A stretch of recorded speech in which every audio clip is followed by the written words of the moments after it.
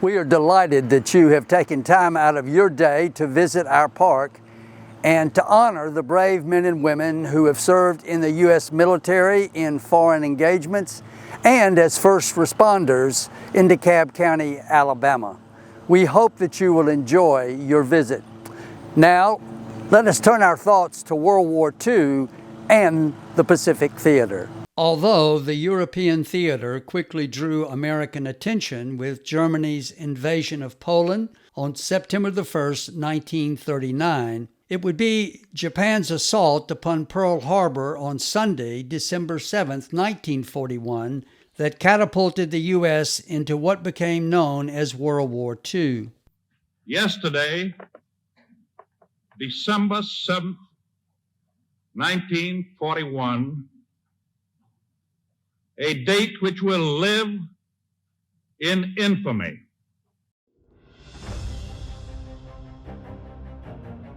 If you have already visited the European theater map and viewed the video, you will find that the fighting was no less intense and no less costly in the Pacific. No less guts and courage were required to win as well in this theater, where island assaults, naval battles, and aerial dogfights demanded great courage, great war production and logistics, not to mention the moral support of the American populace. While the attack upon Pearl Harbor had damaged the U.S. Pacific Fleet, the U.S. quickly put Japan on notice that they would be held accountable with General Doolittle's bombing raid on Tokyo in April 1942.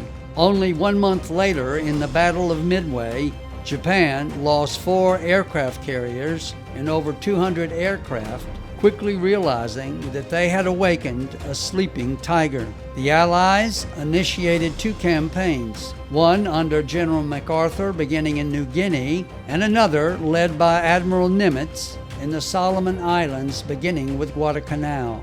To save lives, the Allies devised a leapfrogging strategy in the Gilbert, Marshall, and Mariana Island chains to bypass islands strongly held which could be isolated and cut off from any fighting. Nonetheless, island names like Tarawa, Guam, and Peleliu saw ferocious battles at a tremendous cost in lives. Next came the Philippines with the Battle of Leyte Gulf, the largest naval battle by tonnage in history. Here, the Japanese introduced kamikaze attacks in which pilots deliberately flew their planes into U.S. ships. Japan lost 350,000 soldiers with the loss of the Philippines by January 1945. 2 islands, first Iwo Jima and then Okinawa, lay ahead en route to Japan. About 25,000 Marines lost their lives taking Iwo Jima. 50,000 Allied troops paid the ultimate price to capture Okinawa, where 110,000 Japanese soldiers and civilians died, many by suicide. Despite crushing losses, the Japanese would not surrender despite repeated Allied incendiary bombing of Japanese cities. In July of 1945, the Allies demanded unconditional surrender or Japan would be destroyed. The fighting continued. On August 6, 1945, the first atomic bomb fell on Hiroshima, killing 70 to 100,000 citizens.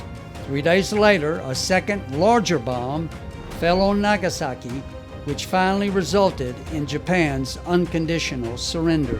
On September 2, 1945, the surrender was signed on board the U.S. battleship Missouri, which lay at anchor in Tokyo Bay. Over 400,000 Americans had died in the war, with another 670,000 wounded. Germany suffered over 10 million dead or wounded, Japan 1,500,000, and Russia 12,500,000 died. It had been a costly war.